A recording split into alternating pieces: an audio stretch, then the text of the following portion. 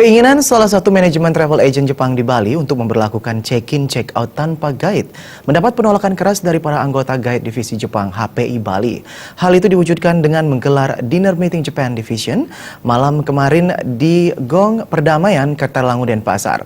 Mereka siap menarik semua guide dan menggelar aksi turun ke jalan sebagai aksi solidaritas.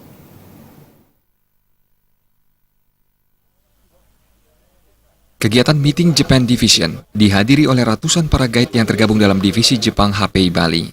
Kehadiran mereka di Gong Perdamaian Kertalangu sebagai kebulatan tekad dan rasa solidaritas sesama guide divisi Jepang.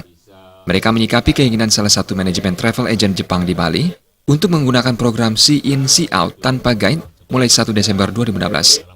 Hal itu mendapat penolakan keras dari Komisariat Guide Travel Agent tersebut.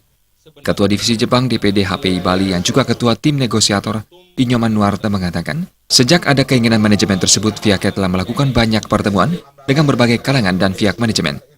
Bahkan DPRD Bali serta Disparda telah mengeluarkan rekomendasi untuk menunda keputusan tersebut. Namun, pihak manajemen belum merubah keputusannya. Bila manajemen tidak merubah keputusan, HPI Bali siap menarik guide dan menggelar aksi turun ke jalan. Kalau seluruh langkah-langkah prosedural kami tetap tidak dipatuhi oleh manajemen GTB, apa yang sampaikan tadi oleh Pak Ketua DPD, kami akan melakukan satu penarikan guide. Kami tidak akan bekerja sepanjang selama PT GTB itu mau menerima apa yang menjadi keinginan kami. Karena terus terang saja persoalan ini adalah sudah difasilitasi secara baik dari pihak pemerintah dan DPRD Provinsi selaku Komisi 2 dan 4 selaku wakil rakyat.